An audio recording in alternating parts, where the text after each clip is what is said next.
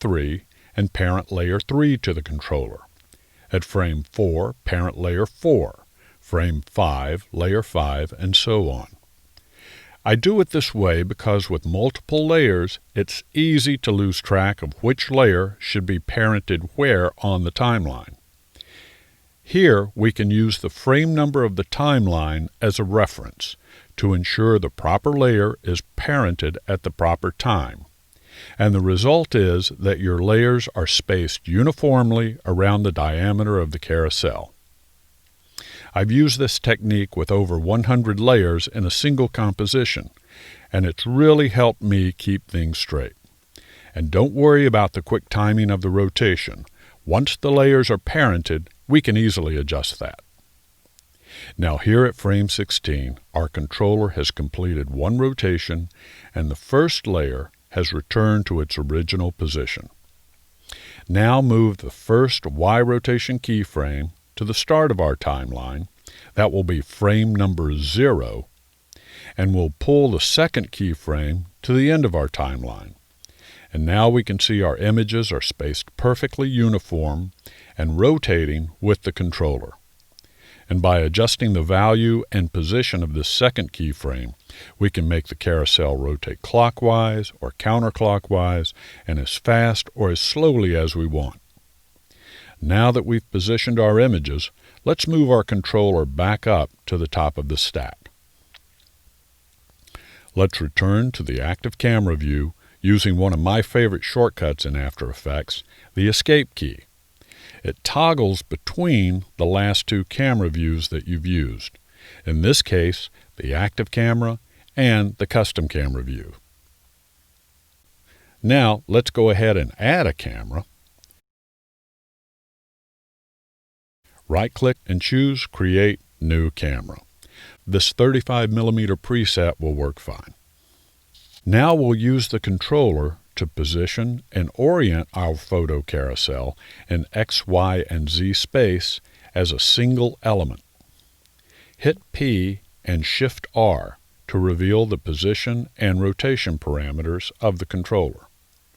I use the position parameters to move the carousel so that the images rotate out of frame as they come around to the front, and adjust them in Z space to bring them a bit closer to the camera.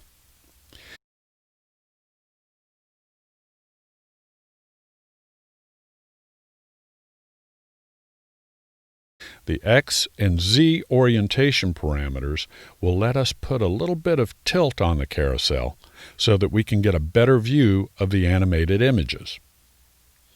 Now this is probably a good time to pause and consider the difference in rotation and orientation.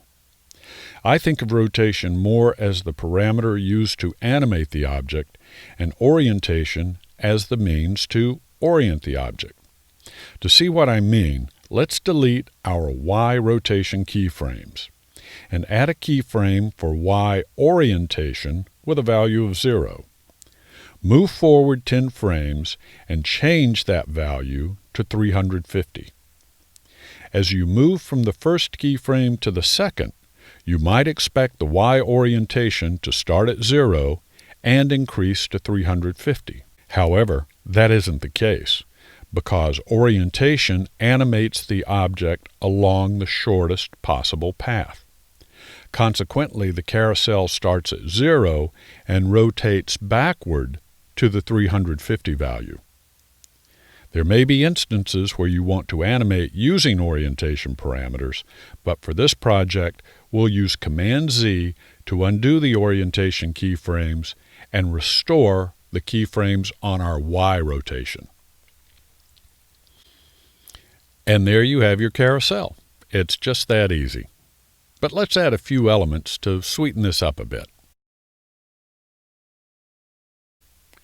Right-click to create a new solid. Make it comp size, and this shade of blue will work fine. I'll name it Background and drag it to the bottom of the stack and make it a 3D layer. I'll return to my custom camera view with the Escape key and hit P to reveal the position parameters, and move the background back in Z space so it doesn't interfere with the rotating images in our carousel. Hit Escape to return to the active camera, and then hit S on the background and scale up the background to fill up our comp window. Let's create a new light. Again, right-click and create a new light. I'll use the spotlight and make sure Cast Shadows is on.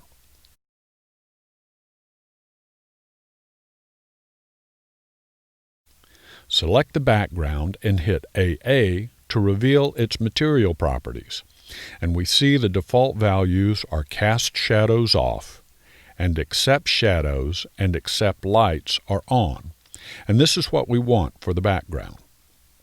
Now select all the image layers and reveal their material properties with AA. And I'll set these to Cast Shadows on, and I'll set Accept Shadows and Accept Lights to off. I do this so the images don't go dark as they move in and out of the light, and they aren't obscured as they pass behind the shadows of the other images. You may want to use different settings to get a different look. I'll select the light and hit AA to reveal its properties, and select the shadow transparency to about 60 and increase the diffusion to soften the edges a bit. Now to add another detail to our animation. Select the camera layer and hit AA to reveal its properties, and turn depth of field on. Increase the aperture, and you see that our images begin to blur. Now adjust the focal range to create an area of focus so that as the image rotates around from the back of the carousel, it comes into focus as it nears the camera here at the left of the comp window, and then goes soft again as it rotates out of focal range. So there's our photo carousel rotating in 3D space. I found this project to be particularly useful as it provided considerable insight into the three-dimensional workings of the After Effects universe. And if you've stuck with me up to this point, I trust you found it useful as well.